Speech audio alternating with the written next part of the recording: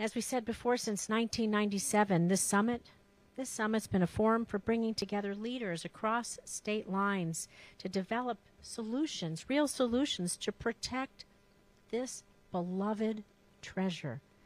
And this year's summit theme is Protecting Lake Tahoe's Future. And I hope today's summit will be a chance to reflect on the progress we've made to restore the Tahoe Basin over the last 2 decades since the Lake Tahoe Restoration Act, to discuss current challenges surrounding communities' face, and to find ways to preserve Lake Tahoe for generations to come. As we all know, Lake Tahoe is a critical part of our region's environment and ecosystem. It has incredible cultural significance, as you've heard, for so many, and it also plays a key role in our economic success. People come to Nevada and California from all over the country and the world to enjoy Lake Tahoe, to revel in seeing one of the world's most beautiful and clearest bodies of water. And in fact, over 15 million visitors come here each year for the outdoor recreational opportunities like skiing, biking, hiking, water sports, kayaking, you name it, maybe just walking along and breathing in the fresh air. And as a result, Lake Tahoe brings in $5 billion, actually over $5 billion to the economy, and supports hundreds and hundreds of local jobs. So by investing in these efforts to protect Lake Tahoe, we're also investing in the people who live here. We're investing in the people who work here. We're investing in supporting the small business owners here. And in Nevada, many of you know we have a saying. It's our state motto. I'm sure many here could probably sing the song, but home means Nevada. Home means Nevada. And Lake Tahoe is part of our Nevada home. And we have to keep it safe and protected so that our children and our grandchildren have the same opportunity to enjoy it many years to come. And as one of Nevada's U.S. senators, I'm fighting to do that in Congress. We're fighting to do that in Congress. And I'm proud to have helped introduce legislation last year alongside Senators Cortez Masto, Feinstein, and Padilla to re-authorize the Lake Tahoe Restoration Act. This landmark law, which is set to expire in 2 years, is one of the strongest protections that Lake Tahoe has. It prioritizes funding for forest health and hazardous fuels reduction, watershed restoration, environmental improvement programs, and invasive species management right here in Lake Tahoe. So we're working to make sure that these various programs remain active and they remain plentiful.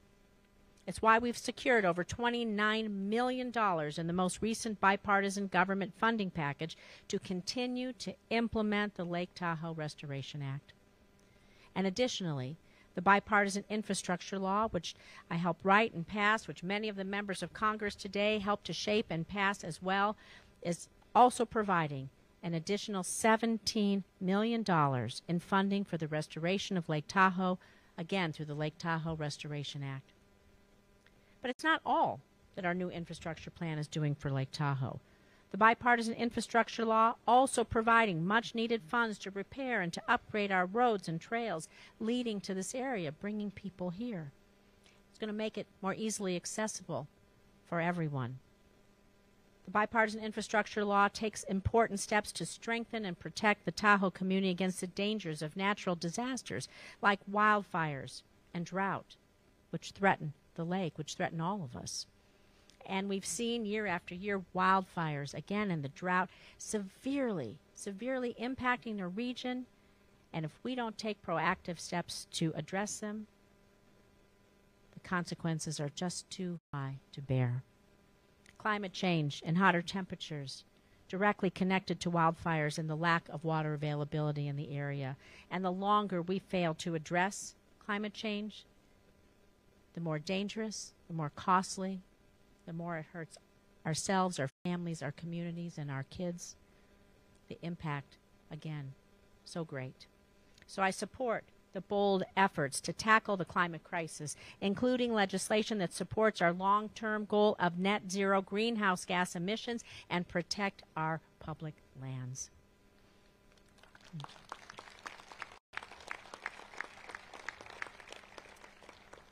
It's why just recently we passed the Water Resources Development Act in the Senate, which includes funding specifically to help Lake Tahoe Basin, the whole ecosystem, and it funds water infrastructure projects across so many communities. It's why we recently passed the Inflation Reduction Act, investing $370 billion in climate action, clean energy jobs, which will help cut the U.S. carbon emissions by over 40% by 2030.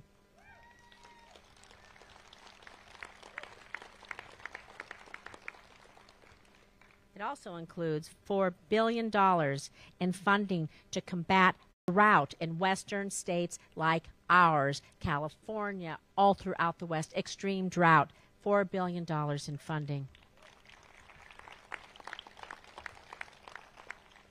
I'm going to look at the chiefs, and I know people from first responders are out there, but the other dangerous threat to this lake, I'm sure each one of them can get up here and talk about it, is wildfires.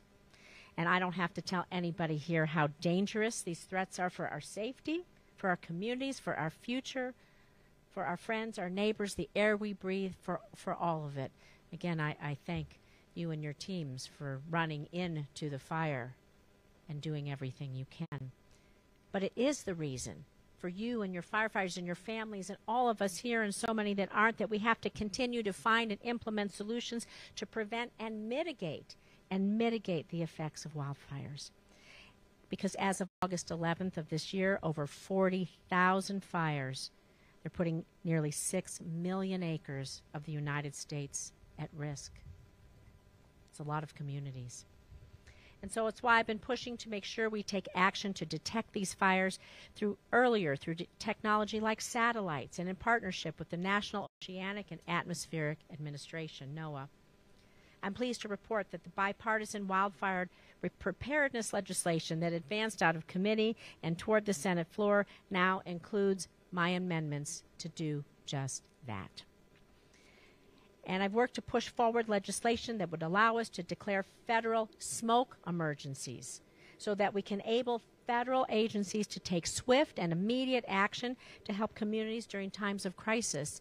We know how horrific it is when we can't see the sun and we can't see the sky.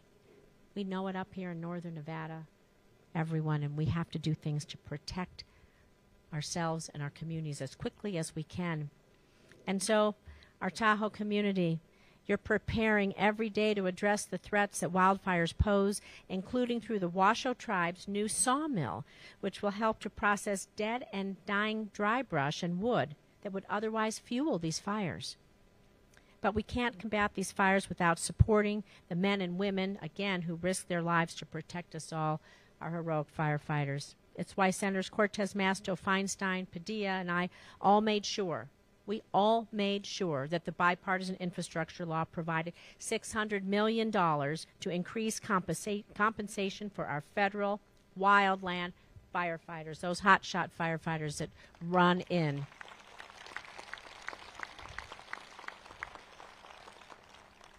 It's why I'm leading the effort, along with the rest of the delegation, Tahoe delegation, the Senate, all of us, to increase retention for these incredible Forest Service staff. I see some of you sprinkled all around.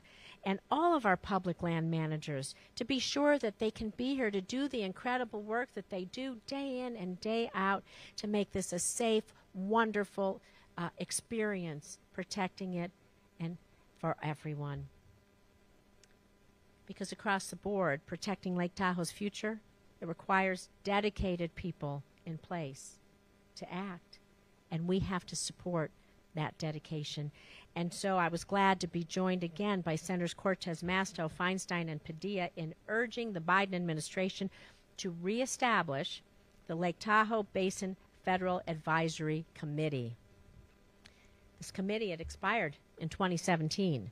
It served as a national model for how engaged citizens, those public-private partnerships, how they can collaborate with federal, state, tribal, local partners to establish consensus on issues to take care of their communities. And that kind of collaboration is part of what makes this a success and it's the crux of why today's summit is so vital. So today we're bringing together lawmakers, local leaders, the next generation of stewards of the land. You're going to see us give some awards to some of our youngest helpers of keeping the environment protected. Everyone has a passion for the land and a commitment to protecting its future. And for our part, the leaders of Nevada and California will continue working tirelessly to ensure that our state's national treasure, our shared state's national treasure, well, it just remains protected and accessible to everyone, because that's what the summit is all about.